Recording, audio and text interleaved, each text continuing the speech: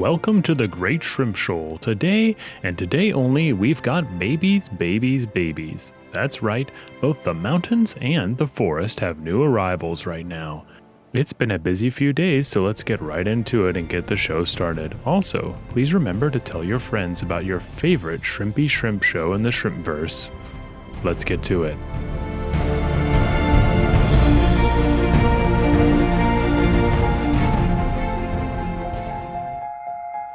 As we had seen recently, the tank containing the mountains has done stupendously, and all of the shrimp within have flourished recently, with a good number of the female shrimp carrying eggs now.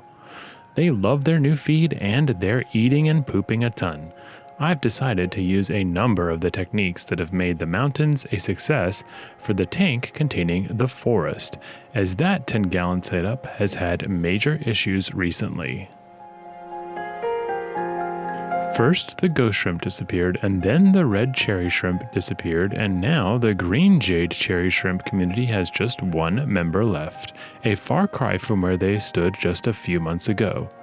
So, I had to start trimming a lot of the rotala. I took it out in 2 big chunks while the shrimp eggs were still unhatched, and then I cleaned up the tank and was preparing to remove the hang-on back filter and re-add the sponge filter which the shrimp love to graze on. I had noticed that the hang-on back filters didn't attract the shrimp as well, even with the tons of gunk collected in the sponge filter wrapped around the intake.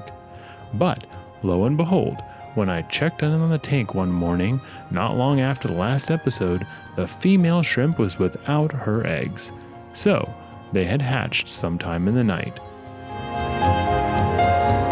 It's hard to notice these things because during the day, the small shrimp fry are virtually invisible unless they're on the side of the tank walls, diffusing light.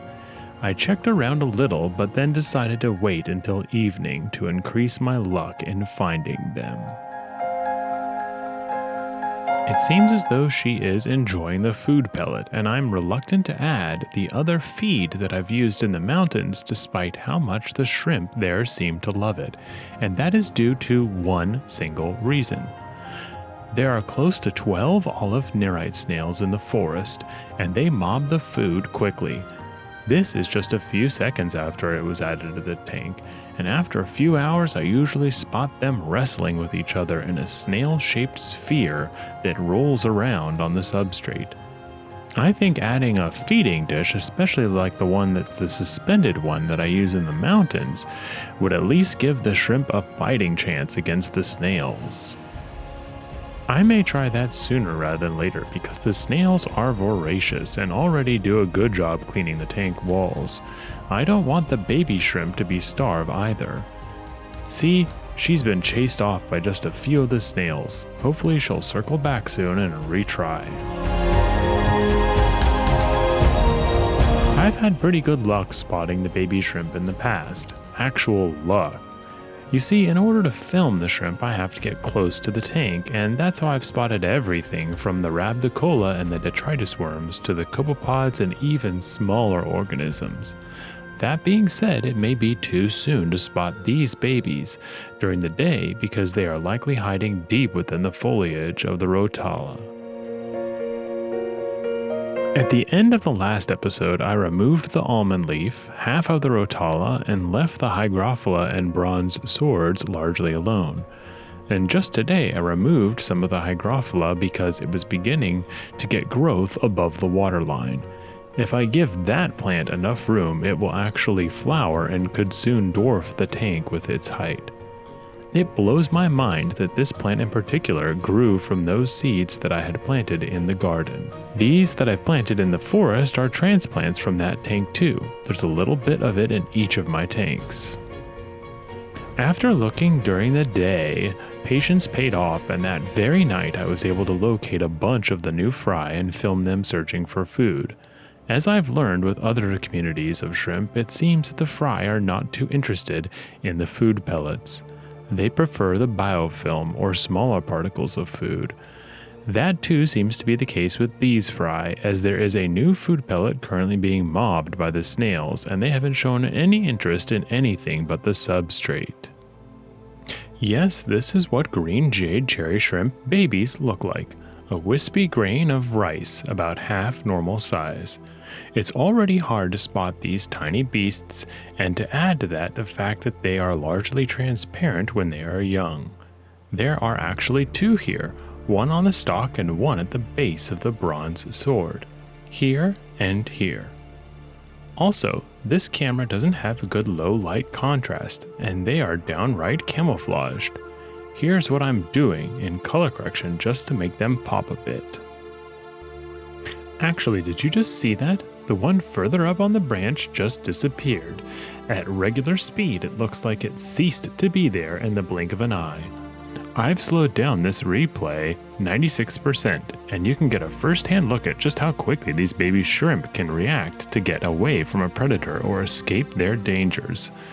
It's not a perfect solution, but it's likely to keep their numbers of young that survive in the wild up. I've looked at the footage a few times now, and it seems like the shrimp rockets into the background and lands a few inches away. The entire motion took less than 1/10 of a second, and the shrimp did a 180 landing on its feet in the process. These types of speedy course corrections, hasty maneuvers, and risky physical feats are really only possible because of the shrimp's exoskeleton. If it had the normal body of a fish, for example, the outer flesh would be pulverized by a jump like that. Truly, these are remarkable creatures. All in all, I've counted 5 small shrimp hiding under the bronze swords at the front of this tank. I haven't yet added the sponge filter, so these guys are probably searching for food along the substrate. That being said, I've spotted biofilm on the tank walls, so there's ample food for them to eat while I get the sponge filter up and running at full speed. I'll keep the snails busy with food pellets just in case, to make sure that the shrimp aren't starved out by the villainous snail army. Seriously, I've seen these snarite snails scale the sponge filter, get stuck in the outflow tubes, bend a plant down to the substrate, and dig down at least an inch, disturbing the roots of other plants. If they aren't fed enough, these snails will do a little too good of a job cleaning in their effort to survive. The shrimp mother is making the rounds and giving the young a wide berth the next morning. So I took this opportunity to install the sponge filter and trim even more of the rotala. I didn't want to make too drastic of a change to the entire tank because I didn't want to lose any of these new baby shrimp. The biggest thing that I did remove was the entire hang-on back unit, complete with its sponge filter over the intake. I checked it all over for baby shrimp because with my luck, I wouldn't put it past these guys to get stuck on the filter as I was removing it, even though they can move as fast as a bullet when they really get startled by something. The mother shrimp is grazing, and I've seen algae growing on the plants here too, so there's always something for her to feed on, even as the snails destroy yet another food pellet in the background somewhere. And wouldn't you know it, we have our first customer on the Haiger air-powered sponge filter. I left it soaking in water that I had removed from this tank for a few days before I added it this morning, so I don't know, but hopefully it had some sort of food growth during that time for these little guys to feed on. This just goes to show you how incredibly small they are. Here, this tube is a little over 3/16 of an inch or about 5 millimeters. So at about half its diameter, this baby shrimp is roughly 2.5 millimeters long. Just for comparisons, I asked Google about other things this size and she came back with this info. Our baby shrimp is about 30 times as long as a hair is in its diameter, and 2 times as long as a standard grain of sand, or 1/5 the length of an aspirin. Really, really small. And they have to fit all of their working parts, which are the same as an adult shrimp, into this compact frame, including gills, claws, feet, and other appendages. These aren't larval versions of the adult shrimp. Neocaridina are born with almost exactly the same anatomy as their parents. You can see here what I can only assume are small rhabdicola on the surface of the glass and on the filter. So yes, there are other things in this tank that are smaller than the baby shrimp. I'd like to get some copepods back in here though. I haven't seen more than a couple in this tank for months now, and given the length of time since I last saw them, I'd bet that there are none at the moment. You have to wonder at the development of decopods like shrimp. Almost every animal has the instinct to feed, at least to my knowledge, but shrimp have to get that whole lawnmower-like grazing pattern down and work all of their appendages in concert with a really complicated mouth. So it's a wonder that these Neocaridina pop out of their eggs completely self-sufficient. It kind of puts a marsupial to shame. At the last minute, I noticed that the mountains had some of their newly hatched shrimp roaming the tank as well. I was trimming more rotala in that tank and measuring the water parameters later that day, and I did a quick run with the camera along the edge of the front wall, noticing at least 3 snowballs who'd hatched the previous day. It's remarkable, but these look the same as the baby green jade cherry shrimp. It does take a while before the baby shrimp get coloring like their adults, and it starts off in a splotchy growth of cells not unlike the chromatophores on squid and octopus. I should note that when I took past baby shrimp out of their tank and placed them in a white bucket, it was almost clear which ones were red and which were green, so there is a tint in their carapace even this young. These snowball babies are nestled in the roots of the dwarf hairgrass. The hairgrass offers good protection in an environment with predators, but in this tank there's nothing competing to eat them or competing for their food either. Additionally, in this tank there are only a handful of olive nerite snails, whereas the rest of the snails are zebra nerites. And overall, the snails seem to be more slow in attacking the shrimp food.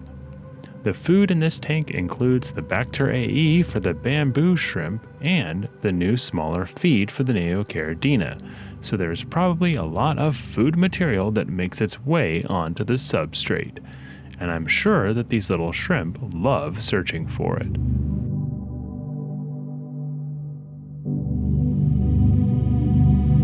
There are 2 more female snowballs here ready to carry eggs soon, and so the cycle begins again. In a few days, the male shrimp will start buzzing around the tank like bees, and when that happens, I'll try and look out for the actual mating, which I've only caught on camera once before, and even then it was just a brief glimpse of it before it stopped. I'm glad I have a new generation starting in each of my tanks, and I'm just getting started on the new 20-gallon and 75-gallon tanks, so I'll have updates on those soon and how they're progressing. With the 20-gallon tank, it is an open top like this, so I'm going to try something really unique to keep it a planted tank while simultaneously attempting to control that growth with different substrates, while reaping all of the benefits of having a healthy planted tank for the shrimp. Thank you guys for keeping up with me on my journey with these beautiful shrimp. I enjoy all the comments and the interactions so far, so keep it coming. That's it for today, but check back soon as I'll drop another feeding video this week as well. As always, I hope that you have some sweet shrimpy dreams before we meet next. Dream of baby shrimp rocketing away at the speed of light. Good night, friends.